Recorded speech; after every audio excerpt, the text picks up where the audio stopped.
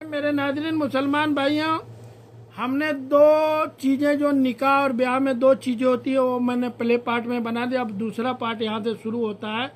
मर्द और औरत खुद कहें कि हम खुद निकाह करना चाहते हैं, गवाह नहीं है, क्या उनका निकाह हो सकता है? नहीं।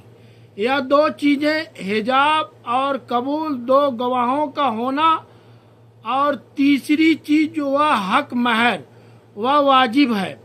उस हक महर के बदले में जो लड़की है वह लड़के के लिए हलाल हो रही होती है। तीन चीज़ें हो गई, एक फ़राइज़ में से, एक वाजिब में से। तीन चीज़ें जो है वह सुन्नत, एक चीज़ है खुतबैन का। तीन चीज़ों में से एक चीज़ सुन्नत है जो खुतबैन का। दूसरी चीज़ है जब निकाह हो जाए उसके बाद छुआरत तकसीम करना।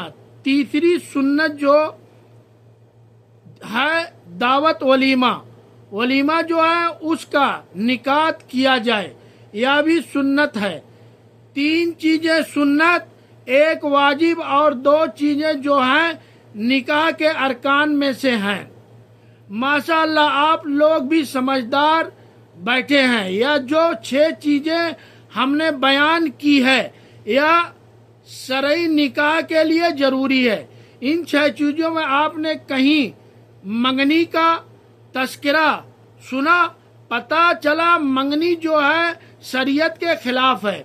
मंगनी जो है एक वादा है कि मैं अपनी बेटी का निकाह आपके साथ करूंगा। यहाँ पर पूरे घर वालों के लिए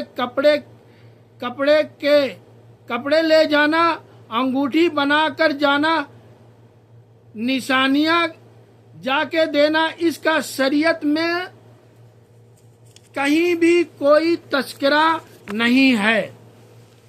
पहली चीज मंगनी शरीयत के अंदर खिलाफ है। मंगनी जो है शरीयत के अंदर खिलाफ है। दूसरी चीज मैंने जो चीजें बयान की हैं इनमें कोई रस्म, कोई हैना आपको नजर आई? इन 6 चीजों में आपने सुना है? मेहंदी बड़ी जरूरी है। ये जो रस्में कहते हैं कि मेहंदी बड़ी जरूरी है, रस्में मेहंदी शरीयत के अंदर नहीं है। हमारे लाखों रुपए क्या मेहंदी के अंदर खर्च नहीं होते? लाखों रुपए मेहंदी के अंदर क्या खर्च नहीं? क्या हम फारसी रेहानी का फरोग नहीं देते? ये फारसी लोगों का हिंदुआना रेहानी को फरोग नहीं। मेहंदी के अंदर इतनी फजूलियात पर पैसा उड़ाया जाता है। फिर कहते हैं मौलाना साहब घरों में औलाद है, बरकत नहीं है, ना फरमान है। औलाद तुमने पहले कदम पे ही फांसियों का उठा रखा है। जो तुम्हारा पहला कदम है वो फांसियों का उठा रखा है, तो औलाद कैसे फर्मा बरदार बने?